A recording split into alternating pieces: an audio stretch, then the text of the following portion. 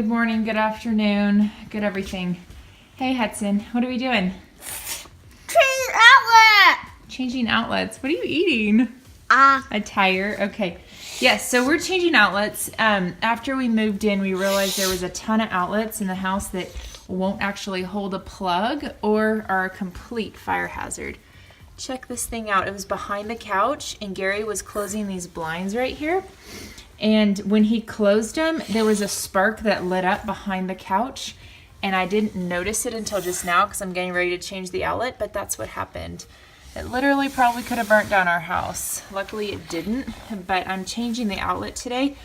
And a little bit of a tricky thing about this outlet is that, hi buddy, this bottom one right here is actually attached to that light switch up there. And so this lamp can be turned on with a switch, as well as there's a lamp in that corner as well.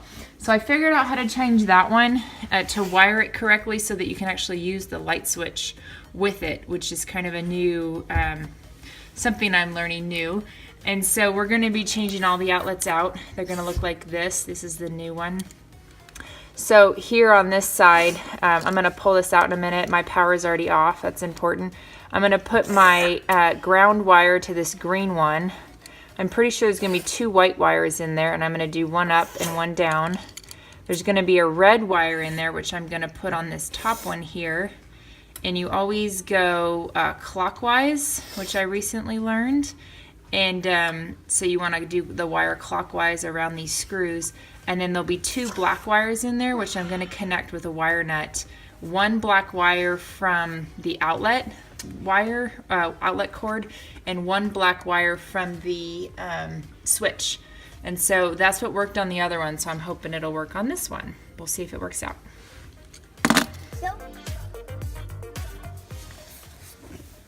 Okay, so I've pulled off my faceplate, and then there's a screw up here and a screw down here that you unscrew, and then you can just pull all these wires out.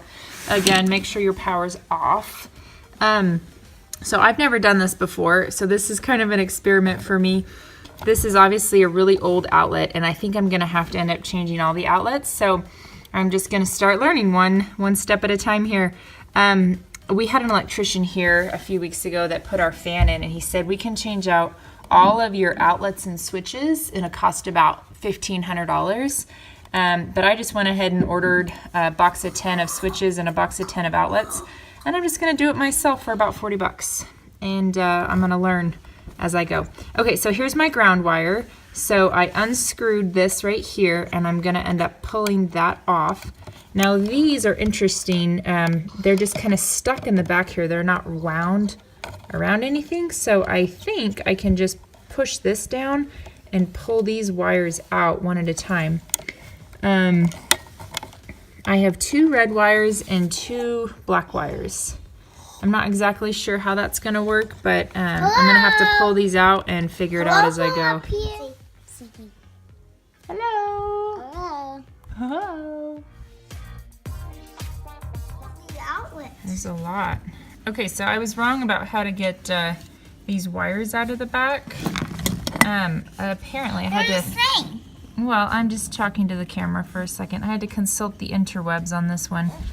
The wires are stuck in here, but in order to get them out, you have to push here on the sides of them. I have some jewelry needle nose pliers that worked pretty well, and I just shove them down in there and they released. So that was kind of crazy. But now I know. Moving on.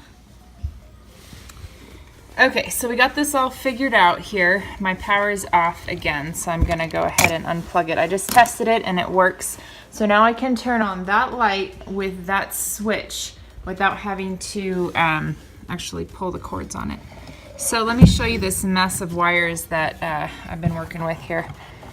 I've got 2 black wires, which I connected here with a wire nut, and that worked. And then I put my ground wire here on the green screw. And then my 2 neutral white wires, 1 on each.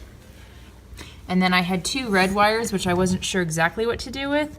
So I just wrapped the 2 red wires, one on each of the other side, and it worked. So I guess that's one way to do it. And I'm just gonna be shoving all these wires back in behind, and then I'm gonna screw this back in. And then I'm gonna be putting, this is a outlet that faces an exterior wall. So I'm gonna be putting this little foam plate on around it to protect any air from coming in, because we're trying to better insulate our house. So this is one way to kind of save energy, is put a little foam piece around your outlets to any walls that are facing the exterior, so that exterior air doesn't come in, because this is basically just a hole in your wall, and it's not well insulated. It's just a plastic box in between the wood. So this can kind of help keep more air from coming in. So anyway, I'm excited. I got it working. Okay, here's my final product. We have new black outlets. Of course, I spent all that time, well, not that much time, spray painting our outlets. Didn't realize we were gonna have to replace them anyway, but I love the square black look. It's really nice. So there it is. I have an insulated, brand new outlet. No more fire hazard.